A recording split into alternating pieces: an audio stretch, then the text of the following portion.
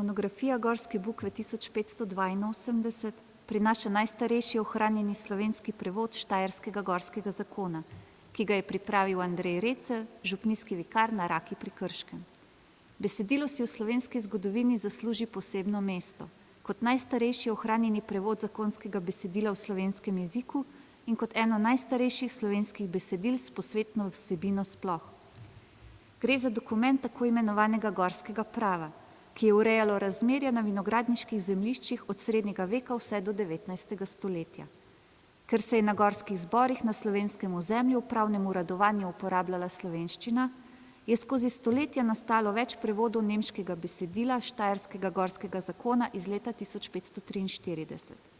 Recelj se je za prevajanje tega besedila gotovo odločil iz potrebe, saj je bil sam kot župnijski vikar verjetno gorski gospod, ob tem pa, kot je v raziskavah za monografijo odkril Boris Golec, tudi sam sogornik, torej zakupnik gorsko-pravnega vinograda. Njegov prevod potrjuje, da je bila raba slovenščine v 16. stoletju mnogo bolj živahna, kot bi to lahko sklepali zgolj po količini ohranjenega gradiva. Besedilo pa nam ohranja tudi bogat nabor besedišča 16. stoletja. Tega je prevajalec črpal iz ljudskih izrazov v zvezi z vinogradništvom ter iz tradicije ustnega sodstva, v okviru katerega se je izoblikovalo slovensko pravno izrazje. Namen predstavljene znanstveno-kritične izdaje Gorskih bukev je bil približati ta pomembni rokopis konca 16. stoletja sodobnemu bralcu.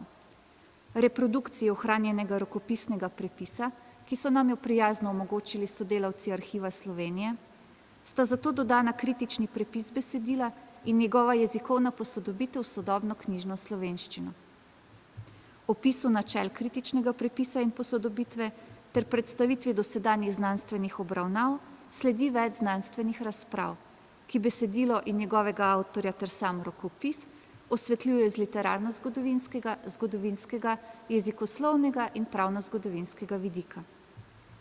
Matija Ogrin je pripravil natančen kodikološki opis rokopisa Deželsko-sodni desetinski in vinogorski red Kneževine Kranjske, v katerem je ohranjen Recljev prepis prevoda, ter raziskal, kdaj, kje in zakaj je rokopis nastal. Boris Golec je z natančno analizo arhivskega gradiva zbral maloštevilne ohranjene podatke o Andreju Reclju, ki med drugim kažejo, da je bil Dolenjec in ne Gorenjec, kot se je domnevalo. Opozoril pa je tudi na možnost vpliva neohranjene katoliške produkcije v slovenščini na njegov jezik. Alenka Jelovšek sem predstavila jezik Gorskih bukev, zlasti z vidika narečne osnove in razmerja med Recljevim besedilom in njegovim ohranjenim prepisom po eni strani, ter vprašanje vpliva sočasnega protestantskega knjižnega jezika po drugi strani. Katja Škrubej je besedilo obravnavala z vidika poimenovalno-pomenske stabilnosti starejšega slovenskega pravnega izrazja, ki je ohranjeno v prevodu, in poudarila pomen ustne komunikacije v pravnem življenju. Opozorila pa je tudi na Recljeve samolastne urinke v besedilu, ki odstopajo od nemškega izvirnika, in na njegovo poimenovanje samega pravnega besedila z izrazom general in v privilegium.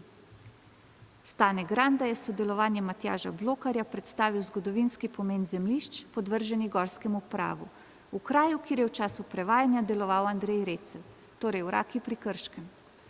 Uvod v monografijo pa je prispeval Kozma Ahačič, ki je tudi soavtor jezikovne posodobitve besedila. Ob tej priložnosti bi se rada še enkrat iskreno zahvalila vsem sodelavcem, ki so prispevali k končni podobi monografije, pregledovalcem kritičnega prevoda in jezikovne posodobitve za njihove konstruktivne pripombe in usmeritve, Matiju Ogrinu, ki je knjigo prijazno uvrstil v svojo zbirko dela starejšega slovenskega slovstva in med drugim skrbel za njeno oblikovanje, vsem recenzentom prispevkov ter postavljavcu Simonu Atelšku.